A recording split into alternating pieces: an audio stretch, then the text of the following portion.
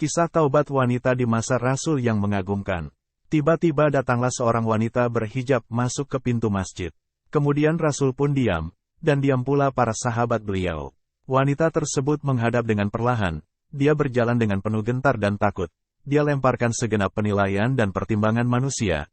Dia lupakan aib dan keburukan, tidak takut kepada manusia, atau mata manusia dan apa yang akan dikatakan oleh manusia.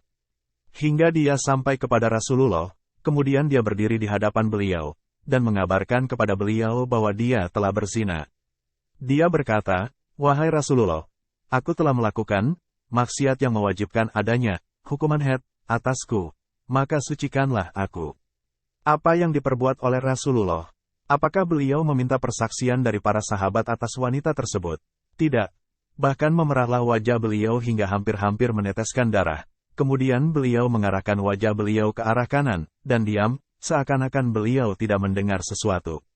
Rasulullah berusaha agar wanita ini mencabut perkataannya, akan tetapi wanita tersebut adalah wanita yang istimewa, wanita yang solihah, wanita yang keimanannya telah menancap di dalam hatinya. Maka Nabi bersabda kepadanya, "Pergilah, hingga engkau melahirkannya." Berlalulah bulan demi bulan, dia mengandung putranya selama 9 bulan, kemudian dia melahirkannya.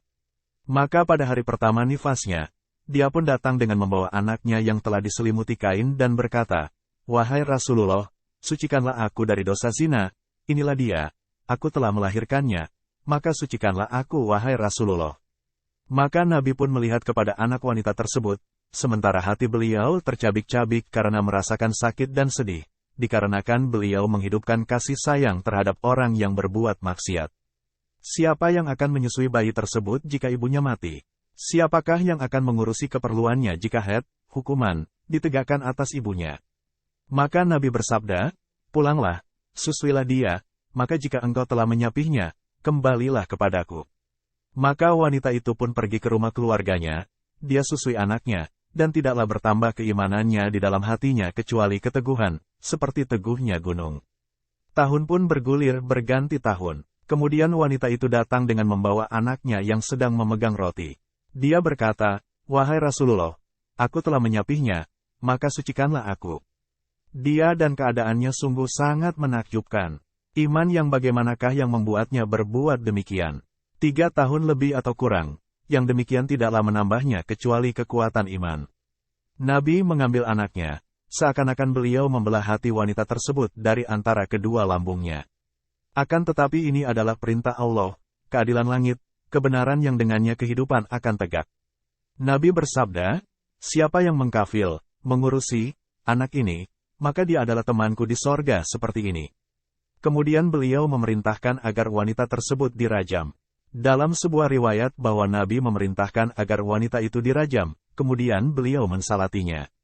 Maka berkatalah Umar, "Anda mensalatinya wahai Nabi Allah, sungguh dia telah berzina." Maka beliau bersabda, "Sungguh dia telah bertaubat dengan satu taubat, seandainya taubatnya itu dibagikan kepada 70 orang dari penduduk Madinah, maka taubat itu akan mencukupinya. Apakah engkau mendapati sebuah taubat yang lebih utama dari pengorbanan dirinya untuk Allah?" Hadis riwayat Ahmad. Sesungguhnya ini adalah rasa takut kepada Allah. Sesungguhnya itu adalah perasaan takut yang terus-menerus berada pada diri wanita mukminah tersebut saat dia terjerumus ke dalam jerat-jerat setan. Dia menjawab jerat-jerat tersebut pada saat lemah. Ya, dia telah berbuat dosa, akan tetapi dia berdiri dari dosanya dengan hati yang dipenuhi oleh iman, dan jiwa yang digerakkan oleh panasnya maksiat. Ya, dia telah berdosa, akan tetapi telah berdiri pada hatinya tempat pengagungan terhadap zat yang dia bermaksiat kepadanya. Sesungguhnya ini adalah taubat sejati wahai hamba-hamba Allah.